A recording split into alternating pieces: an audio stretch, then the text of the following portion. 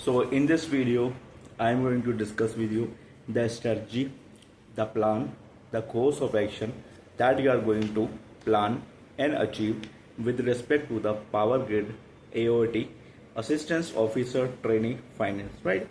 सबसे पहले मैं आपका स्वागत करता हूँ मेरे इस YouTube चैनल पे।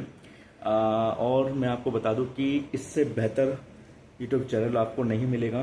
ठीक है, आप सबसे पहले अगर आप पावर ग्रिड में आप जो है फॉर्म भर दिया है या फॉर्म एग्ज़ाम देने की सोच रहे हो तो आप बहुत बेहतरीन सोच रहे हो। देखो यार, मेरा यूट्यूब चैनल और मैं और लोगों की तरह नहीं हूँ, और ना ही मैं जो है बाकी यूट्यूब चैनल की तरह मैं फेंकता हूँ, और ना ही मैं बाकी टीचर की तरह मैं बोलूँगा मेरे टेस्ट सीरीज खरीदो, मेरे को पैसा दो। मेरे को कुछ नहीं चाहिए भाई। ठीक है, मेरे पास मैं ना ही आप लोग से पैसा मांगता हूँ, ना ही मैंने कोई इंस्टीट्यूट खोल रखा है, और ना ही मैंने कोई टेस्ट सीरीज चला रहा हूँ भाई। ठीक है, मैं फ्री गाइडेंस दे रहा हूँ और फ्री जो है मोटिवेशन दे रहा हूँ।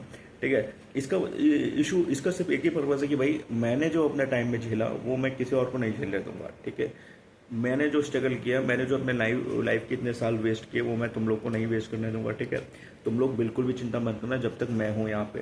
ठीक है, तो आप लोग मेरी प्रोफाइल देख सकते हो। ठीक है, मैंने बहुत सारे एग्ज़ाम्स निकाले हुए हैं, कई सारे महारत्न के PSU से इंटरव्यू दिए हुए हैं। ठीक है, और मेरे व्हाट्सएप चैनल पे मेरी प्रोफाइल देख सकते हो।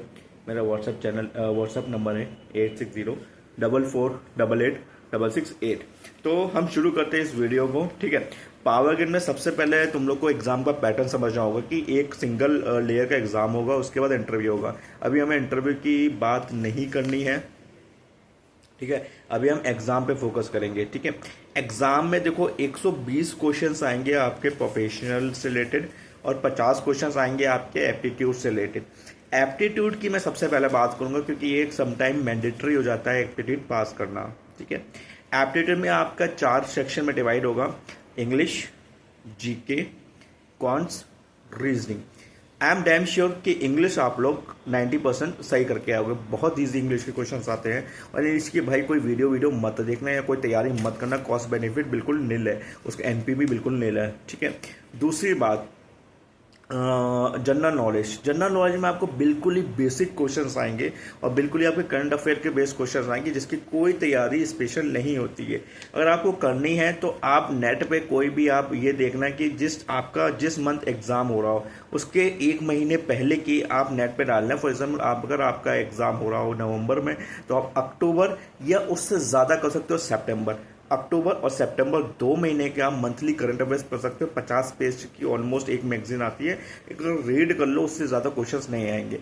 करंट अफेयर्स में आपको पढ़ना क्या है, आपको अपॉइंटमेंट्स पढ़ने, इस देश में किसका कौन सी पोस्ट पे किसका अपॉइंटमेंट हुआ, नया CAG कौन अपॉइंट हुआ, नया जो है मिनिस्टर कौन अपॉइंट हुआ, नया जो है सेक्रेटरी जनरल कौन अपॉइंट हुआ, नया फाइनेंस सेक्रेटरी कौन अपॉइंट हुआ। ठीक है, दूसरा sport and award and functions देखने हैं, कौन से स्पोर्ट में इंडिया की क्या रैंक आई है, कौन से इंसान को जो है किसने कौन सा पदक जीता है।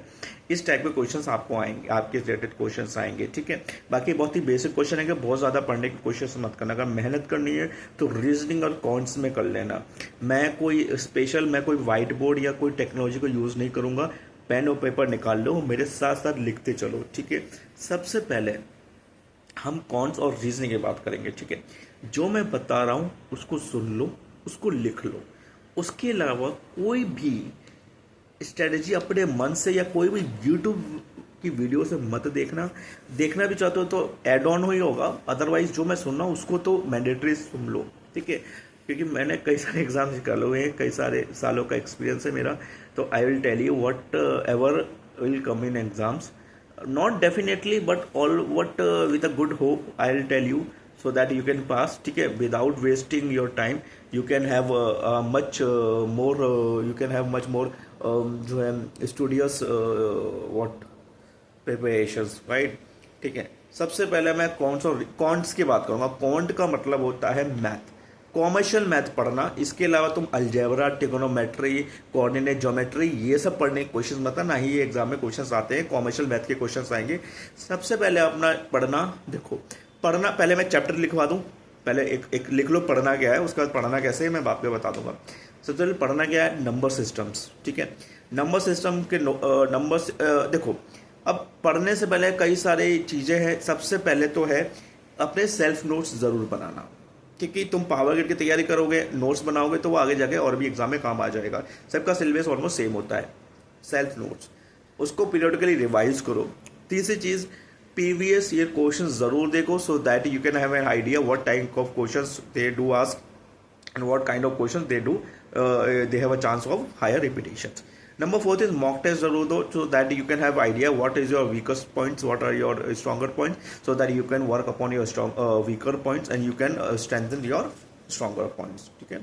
Similarly point, अब कॉन्स में सबसे पहले आपको नंबर सिस्टम करना है। नंबर सिस्टम से नंबर क्या होते हैं, होल नंबर क्या होते हैं, नेचुरल नंबर क्या होते हैं और रियल नंबर क्या होते हैं, ठीक है। नंबर सिस्टम में तुम्हारे ये पास आ जाएगा कि ये नंबर दिया, इनमें से कौन सा नंबर 8 से डिविजिबल है। अब तुम कैलकुलेट करके देखो तो ये रही एक सिंपल सा फॉर्मूला होता है। अगर फॉर एग्जाम्पल 284 ये 8 से डिविजिबल है कि नहीं है, लास्ट की 3 डिजिट अगर 8 से डिविजिबल है तो वो लास्ट की 3 डिजिट तो वो 8 से डिवाइड हो सकता है। 4 में होता है लास्ट की 2 डिजिट और 2 में होता है लास्ट की सिंगल डिजिट। तो ऐसे करके तुम नंबर सिस्टम यूट्यूब पे वीडियो डालोगे, मिल जाएगा, किसी भी टीचर की देख लेना, इससे कोई फर्क नहीं पड़ता, कॉन्सेप्ट स्ट्रॉन्गर होना चाहिए।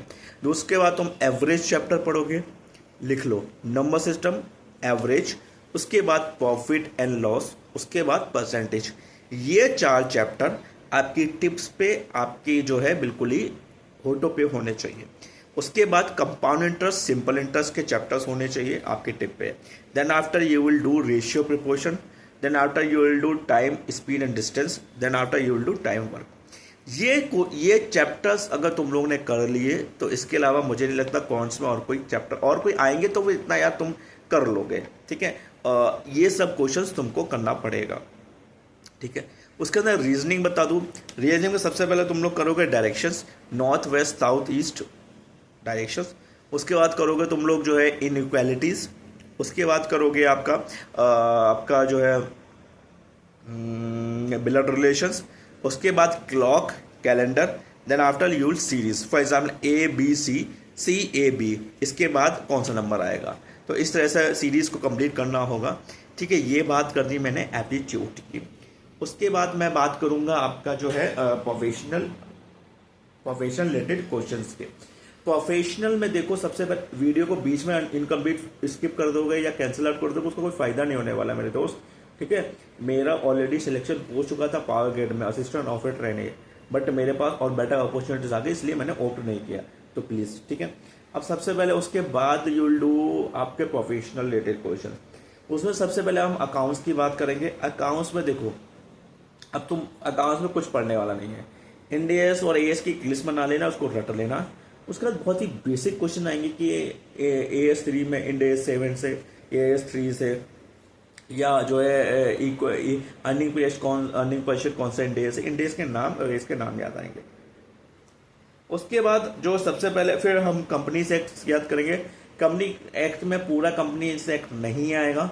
व्हाट यू विल डू, तुम लोग चैप्टर 10 कर लेना, ऑडिट एंड ऑडिटर, डिविडेंड कितने दिन में पे किया जाता है, फर्स्ट ऑडिटर गवर्नमेंट कंपनी का कितने दिन में अपॉइंट किया जाता है, timeline is very much important in companies act. उसके बाद हमारे पास हो जाएगा आपका कॉस्टिंग और FM, जो सबसे पहले हर एग्जाम की जान है, हर एग्जाम से इंपॉर्टेंट क्वेश्चन आते हैं। पढ़ना कैसे है, IPC से ये CA इंटर का, ये CA फाइनल का मटेरियल पढ़ लेना।